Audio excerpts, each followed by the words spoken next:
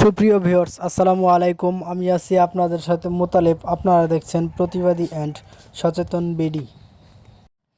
আজকে আমি আপনাদের দেখাবো কিভাবে একজন মানুষের জন্য শত শত মানুষের দুর্ভোগ পোহাতে হয়। এই যে গাড়িগুলো আটকানো দেখছেন, এগুলো শুধুমাত্র একটি মানুষের ভুলের জন্য। এই যে গাড়িটা উল্টে গিয়েছে দেখছেন, এটা আসলে একজন ড্রাইভারের ভুলের কারণেই আমি মনে করি। কেননা এটি একটি গ্রামের ফাঁড়ি রাস্তা। এই রাস্তায় আসলে এত বড় এবং এত একটা লোড গাড়ি ঢোকার আসলে নিয়ম আছে কিনা জানি না, তবে ঢোকার আসলে আমি মনে করি উচিত না। দেখেন গাড়িটা এখন উল্টে গেছে গতকাল রাত্রে। এখন এই টাইমে গাড়িটা রাস্তা থেকে তুলছে। যেহেতু গাড়িটা রাত্রে উল্টেছে, রাত্রে উঠানো উচিত ছিল। যে সময় গাড়ি ঘোড়া কম চলে এই সময় উঠানো উচিত ছিল, কেননা এটা একটা গ্রামের ব্যস্ততম রাস্তা। এই রাস্তায় মানুষ চলাচল করে এবং শত শত মানুষের দুর্ভোগ পোহাতে হচ্ছে। এমন জায়গায় গাড়িটা উল্টেছে যে রাস্তাকে বাইপাস করার মতো কোনো রাস্তাই নেই। যদি বাইপাস করতেই হয় ব্যাক গিয়ে আরও 2-4 কিলোমিটার, 2-5 কিলোমিটার ঘুরে তারপর যেতে হবে। আমি ড্রাইভার ভাইদের দৃষ্টি আকর্ষণ করে অনুরোধ করে বলছি, আপনারা এর সকল গ্রামের রাস্তায় ঢোকার ক্ষেত্রে অনেক ভেবেচিন্তে ঢুকবেন। আসলে সময়গুলো দেখবেন কোন সময় ঢুকছেন, বর্ষাকালে না খরার সিজনে।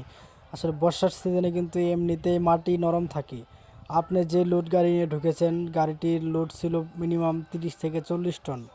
আসলে এই ক্ষেত্রে অবশ্যই আপনাকে ডাবল করে ভাবতে হবে যে আসলে ঢুকবো কি না। আপনাকে মালিক পক্ষ যতই চাপ দিক না কেন, এই যে গ্রামের একটা ব্যস্ততম রাস্তায় কীরকম দুর্ভোগ পোকাতে হচ্ছে। আর কি খালি সাধারণ মানুষেরই কষ্ট হচ্ছে, আপনাদের কষ্ট হচ্ছে না? এই যে মালিকের ক্ষতি হলো এবং আপনার গাড়ির ক্ষতি হলো এবং আপনার সময়ের ক্ষতি হলো। আল্লাহ না করুক যদি ড্রাইভারের কিছু কিংবা হেল্পারের কিছু হতো, ব্যাপারটা তখন কি হতো? এখানে তো কারো কিছু হয়নি, সবাই সুস্থ ভালো আছে শুনলাম। এগুলো সব কিছু ভেবেচিন্তে তারপরে একটি লোড গাড়ি গ্রামের রাস্তায় ঢোকাবেন। গ্রামের রাস্তাগুলো কিন্তু অত মজবুত করে বানানো হয় না।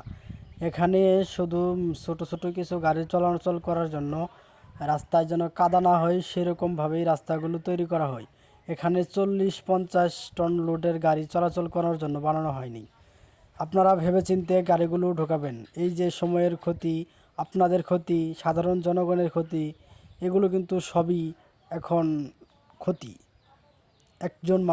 একজনের ভুলের কারণে। শুধুমাত্র আপনি ড্রাইভার, আপনার ভুলের কারণে যেন এতগুলো মানুষের ক্ষতি না হয়, এটা আবারও ভাববেন।